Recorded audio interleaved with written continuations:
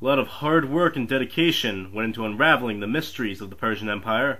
Our entire group worked endlessly to uncover all the facts and details about the life of the Persians. Why are you doing this? Well, at least most of us did work on this project. Ah! God, I missed again! And since I'm the annoying kid that kept the camera rolling, here's my own personal contribution to this group: culture of the Persian Empire.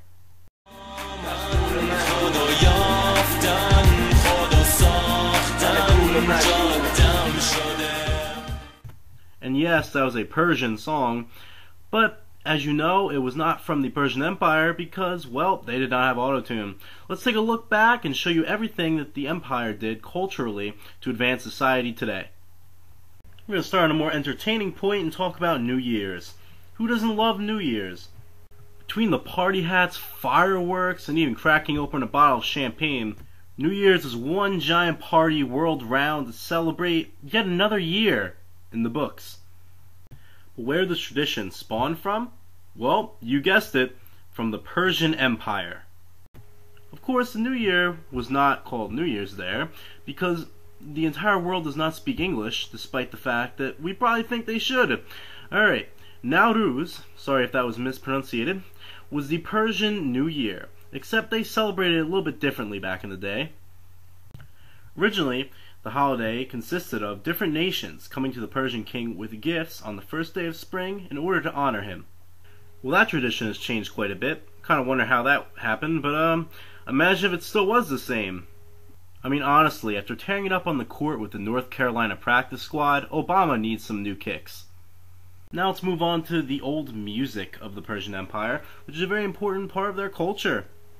The instrument of the time, that was most popular of course, was a harp-like device called a chang. Unlike European music, Persian music has no notes. Their music is composed of modes and harmonious phrases. The imagination of the composer is basically key to the music because they didn't really write it down. Persian music was of course very unique for its own time, but was also very unique for its own region. Here's a sample for you to listen to.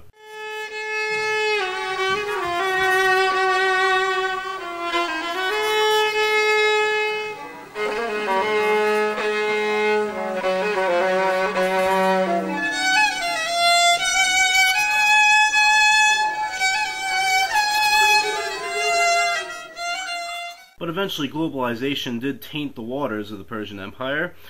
Later on, European influences caused music to turn from being incredibly original into the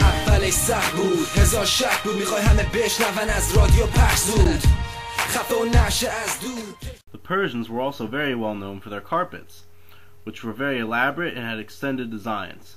The Persians were also very into the arts. Of course, here shown are some of the statues that they have made. Statues back then were used numerously for depicting various important figures in their society, usually those of political significance or figures of their religion. And for some strange reason, they all tended to have a beard.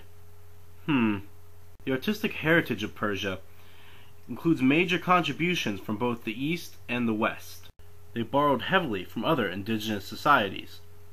Due to Persia's somewhat central location, it served as a fusing point between the East and the West, as well as with Greco-Roman influences, along with ideas and techniques from India and China. Here are some great examples of the artistic styling of the Persian Empire.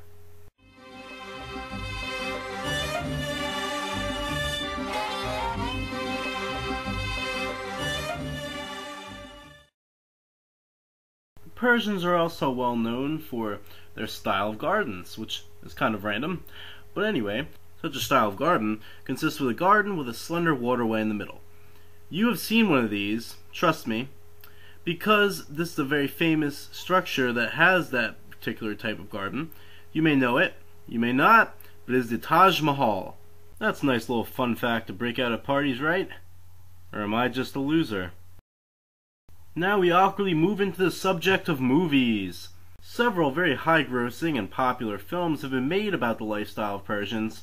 The two most popular ones worldwide are Children of Heaven and Taste of Cherry. And most notably, the Persian Empire has been involved in the movie 300, despite the fact that it is not accurate. and the Spartans are the main focus. Bummer. I'm calling for a remake of 300 from the Persian side of view. Then I won't feel stupid when I start chanting Go Persia in the movie theater. So that was my presentation on Persian culture. I hope you enjoyed, and back to the PowerPoint.